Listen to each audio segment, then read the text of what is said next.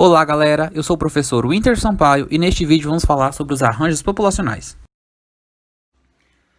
Desde a década de 60, o IBGE, Instituto Brasileiro de Geografia e Estatística, estuda a identificação e as aglomerações no Brasil. Então, no ano de 2016, é feita uma abordagem das delimitações e das maiores aglomerações no Brasil. O IBGE publica em segunda edição, em um livro titulado Arranjo Populacional e Concentrações Urbanas no Brasil, em que vai apresentar a relação das grandes metrópoles com as redes de municípios do seu entorno.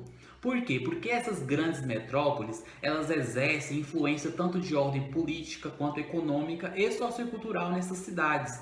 Então, há uma polarização que é exercida nessas cidades do entorno que provoca deslocamento de pessoas.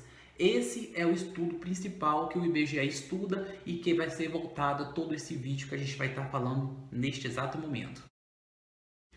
Então, pessoal, toda essa polarização que essas grandes metrópoles exercem sobre os municípios de seus arredores provoca o chamado movimento pendular, que se trata do deslocamento de pessoas por dois motivos que regem o estudo, que é o motivo 1, estudo, e o motivo 2, trabalho. Ou seja, as pessoas deslocam cotidianamente por motivo de trabalho e estudo, e esse deslocamento, essa mobilidade das pessoas, acaba por gerar toda uma movimentação que provoca grandes aglomerações na cidade núcleo. Essa cidade núcleo, ela é considerada o núcleo do arranjo populacional por polarizar e promover toda essa movimentação de pessoas, toda essa circulação de pessoas cotidianamente.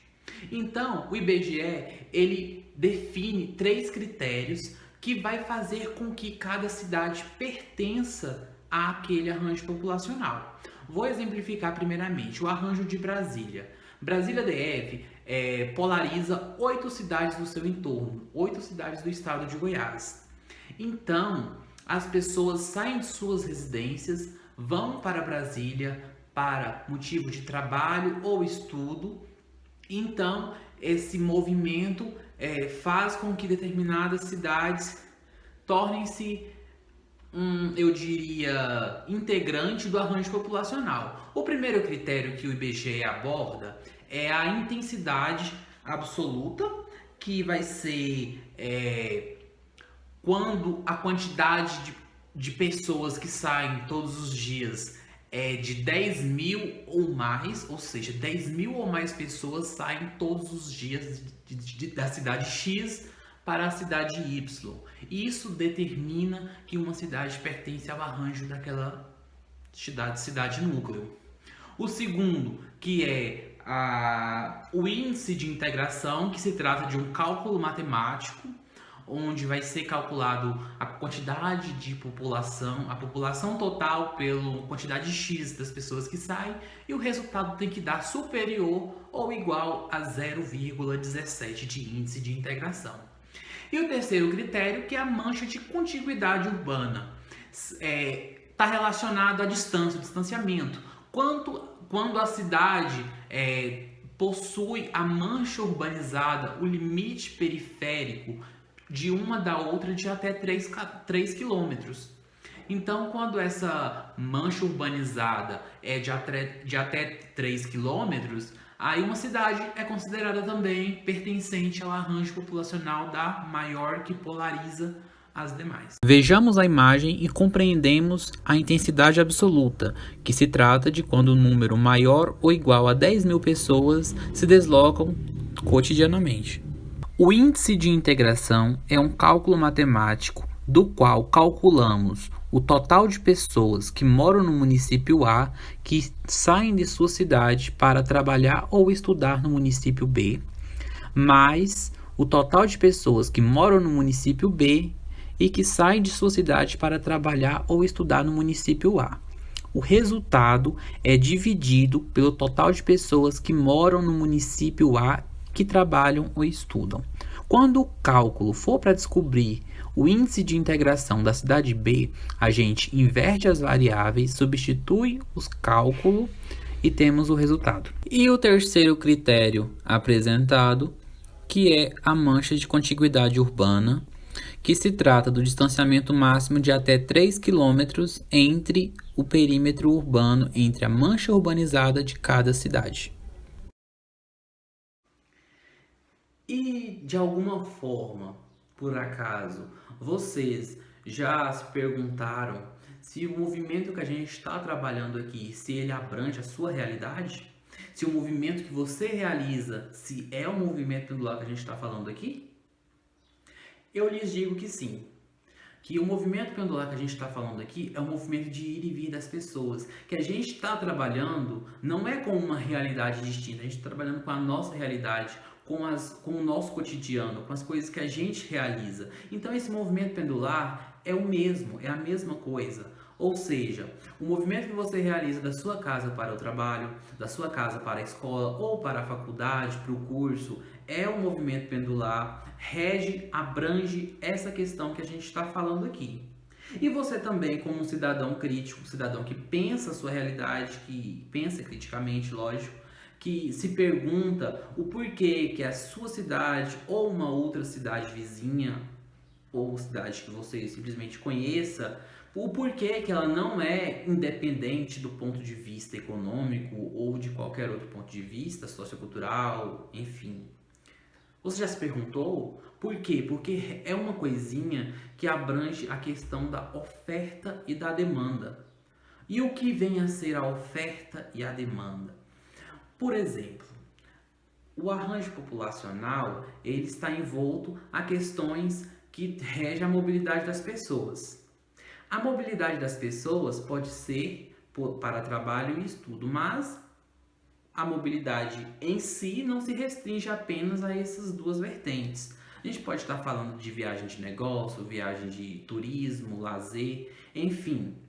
É mobilidade porque é o ir e vir das pessoas. Dentro da pesquisa, é estudo e trabalho, mas movimento pendular é um movimento de ir e vir das pessoas. Porém, dentro da oferta e da demanda, a gente está falando do motivo pelo qual as pessoas vão sair de sua residência e se deslocarem para um determinado lugar. Como, por exemplo, vamos exemplificar para ficar mais fácil a compreensão. Como a gente está falando do arranjo populacional de Brasília, vamos pensar dentro dele. Como eu exemplifiquei o arranjo populacional de Brasília, para ser mais específico. Brasília abrange 8 cidades no seu entorno. Uma delas é Águas Lindas de Goiás. É uma cidade que possui um alto número de habitantes, são mais de 100 mil, e desse total, uma quantidade considerável se desloca todos os dias para Brasília para atender às suas necessidades de estudo e trabalho. Porque eu estou falando dentro da pesquisa. Mas tem pessoas também que vêm para outra questão e não está dentro da pesquisa, mas esse fator aumenta ainda mais essa mobilidade. Mas o que eu quero dizer é o seguinte: quando uma cidade ela não tem o que oferecer para os seus habitantes, eles precisam ir em busca de suprir a sua necessidade. Ou seja, eu preciso de uma cirurgia que na minha cidade ela não é realizada. Eu tenho que ir na cidade, no centro metropolitano mais próximo, que é onde vai estar concentrada o maior número de clínicas, de hospitais, de empresas, de filiais. Então, toda essa questão, a gente está falando de oferta e demanda. A cidade ela é grande, ela tem uma grande quantidade de pessoas, uma grande densidade demográfica, mas ela não tem subsídios para atender aquela população. Então as pessoas se veem meio que na obrigação de se deslocarem até o centro mais próximo, a maior cidade que tiver mais próximo, para buscar atender a essas necessidades. Então vocês compreendem quando eu falo oferta e demanda, é quando aquela cidade ela tem uma grande quantidade de pessoas, mas ela não oferece oportunidades para que aquelas pessoas possam suprir. Então, como todas essas soluções, eu diria assim, é possível de ser encontrada nas demais cidades, essas pessoas então elas se deslocam todos os dias para ir. E por que elas não se mudam logo, não migram para a outra cidade? Porque a gente está falando de uma questão que está voltada também para a desigualdade social, porque quem é hoje em dia um assalariado da classe trabalhadora que consegue, né, recebendo seu salário mínimo, se manter dentro de um centro metropolitano, onde os aluguéis são caros, a alimentação também é um valor muito elevado. Não dá, então as pessoas se veem meio que obrigadas de viver em uma cidade dormitório, só vão em casa para dormir e passar o seu dia trabalhando no grande centro metropolitano. Essa é uma questão que a gente vai falar também, porque não tem como falar de geografia e não abordar a desigualdade social. Porque desigualdade social está envolta principalmente nessa questão, porque é uma realidade que está expressa na nossa sociedade, uma realidade que está impregnada e que é notória, nítida. Por quê? Porque quando a gente fala de desigualdade social, logo a gente pode pensar em periferia, porque é onde está concentrada a maior parte da classe trabalhadora. As pessoas residem em periferia e é onde a gente não tem saneamento básico, a gente não tem um transporte de qualidade, a saúde ela é precária. Então, a desigualdade social está tão engajada, tão forte, que a gente não consegue atender às nossas necessidades de forma correta, eu diria. Por quê? Porque a gente precisa atender às nossas necessidades, mesmo que seja temos que dar o nosso pontapé, porque eu costumo dizer que a gente da classe trabalhadora, a gente dá o nosso jeito, porque não dá para ficar esperando e ficar nessa situação. Então a gente tem que mexer os nossos pauzinhos e poder dar o nosso jeito. Então, pessoal, quando a gente problematiza a questão do transporte, que vai ser aquele transporte de má qualidade, do qual nos oferece risco, não é um transporte bom, é um transporte superlotado, sem falar das tarifas, que são preços abusivos, preços muito altos. Então, são questões que nós passamos cotidianamente, que são problemáticas para a gente poder falar, para a gente poder abordar e pensar criticamente no nosso futuro, aonde vamos chegar com toda essa questão. Então, quando a gente fala do movimento pendular, a gente precisa sim pensar criticamente, a gente precisa problematizar, a gente precisa enfatizar os pontos positivos, os pontos negativos e chegarmos a uma conclusão, porque nós, como cidadãos críticos, a gente precisa pensar e refletir a nossa sociedade. Nós somos capazes de construir a nossa cidade, nós somos capazes de eleger o nosso representante. Então precisamos ser pessoas capazes de agir, pensar, fazer tudo de forma crítica, a se analisar, a pensar e refletir sobre tudo que a gente faz, sobre as nossas ações e sobre os nossos mecanismos, a nossa metodologia, o que a gente faz. A gente está vivendo um dia após o outro ou a gente está batalhando para modificar, para a gente poder sermos melhores futuramente? Fica o questionamento. Pessoal, a gente vai estar falando mais questões em próximos vídeos. A gente pode estar pensando e esperando. No próximo vídeo a gente vai falar sobre os tipos de movimentos pendulares.